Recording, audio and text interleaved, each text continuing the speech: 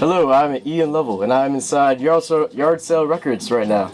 And I'm here with Howard Lovell, owner of Yard Sale Records. Nice to meet you, Howard. Hey, nice to meet you, buddy. All right.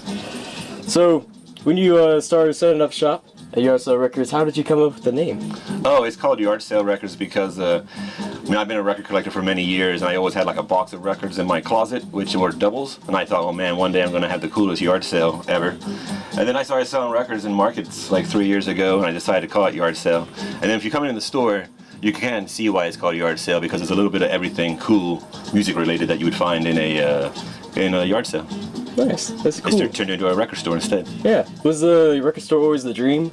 Yeah, always my dream, yeah. Like when I was in college, I had buddies that owned record stores in Montana, and it always seemed like the best thing to do in life, so I decided, like, I had a professional career for like 25 years in the maritime industry, and then moved to New Braunfels and decided to sell records instead, and it's been great. It's been a real blessing. Yeah, it seems a lot cooler, yeah. Yeah, and it was fun. It's fun. I mean, I used to work on ships. I used to travel around the world, so that was cool. Mm-hmm. But hanging out at New Braunfels, listening to music all day, that's even cooler. That's pretty cool.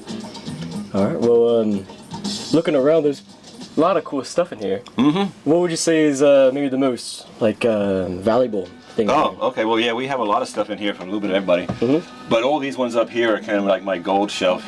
You know, this is a Velvet Underground record, which is designed by Andy Warhol. Mm-hmm. That banana peels off. It's kind of cool. It's got a little pink banana below. Oh, that's cool. These are like John Lennon outtakes.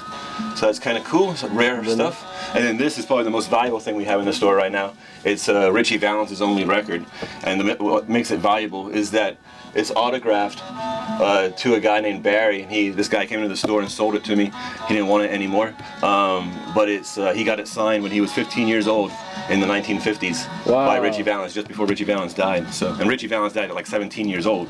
So there's not a whole lot of stuff signed by him. That's insane. But for a cool $300, hey, that could be yours. Could be yours. So I hear that you are also the creator and operator of the Record Room.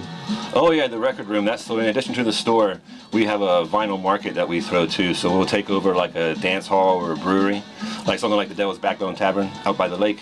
We'll take over their entire dance hall and fill it full of vinyl vendors. So we get like 15, 17 different people that come out and set up a table full of crates of records. Mm-hmm. And we DJ from the stage and sell those records that we're playing. It's kind of like a daytime record party, but it's a lot of fun. And there's always good food. Hey, it's good too. Where do you think you would set up shop next at the Record Room? Oh, it's going to be Devil's Backbone Tavern, March 29th. March 29th. Be there or be square. Sounds good. You play a lot of diverse selection of music in the store, where everybody can enjoy something at Yard Sale Records. What kind of music do you listen to in your free time? Oh, in my free time, yeah, kind of like what I listen to in the store. I listen to a little bit of everything. You know, I like new stuff, I like old stuff, I like real old stuff, I like real new stuff. But yeah, nowadays I really like Latin jazz, kind of instrumental stuff, kind of modern bands like Krongavin, like kind of modern like psych instrumental stuff. And then of course, you know, the New Braunfels, you gotta listen to a little Americana, so I'm a big fan of Charlie Crockett. Oh, and people like that, Dallas Burrow, Charlie Crockett, kind of the New Braunfels crew. Yeah. Oh, that's cool, yeah. Looking around, you sure do have a lot of different types of records in here. Do you mind walking us through the different sections? Oh yeah, so we pride ourselves, we got a little bit of everybody. You know, it's not just for old boys anymore, this record thing, so it's for everybody. So when you first walk in the store, you have like the new arrival used stuff. So these are the newest of the the used stuff that we've got in the store recently. Then you have your modern section, your 2020 stuff.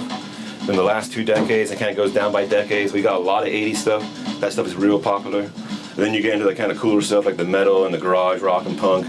And then we've got a pretty solid hip-hop section over there with some heavy hitters. This is a cool Texas compilation of kind of Houston Screw, Bun B kind of hip-hop. Then classics like Digital Underground or Digital Planets. And then a little MF Doom over there. It's a little bit for everybody. Here you got your Proud Texan section. Your kind of modern country stuff is going to have your Sturgill Simpsons and things like that in there. And then honky tonk, I call it honky tonk because country's kind of lame. So, and then we go into classic rock, 60s, 70s kind of stuff. And then we come around this section and you've got compilations, soundtracks, oldies and Latin stuff, a little bit of lounge, blues. You gotta have some disco if you want a boogie. Oh yeah. And then soul jazz. And then this is one of my favorite kind of sections, this modern soul and funk stuff. So that's where you're gonna have like Hermanos Gutierrez and Duran Jones, stuff like that, Krongavin. Good stuff in this section, I think. Yard Sale favorites. Mm-hmm.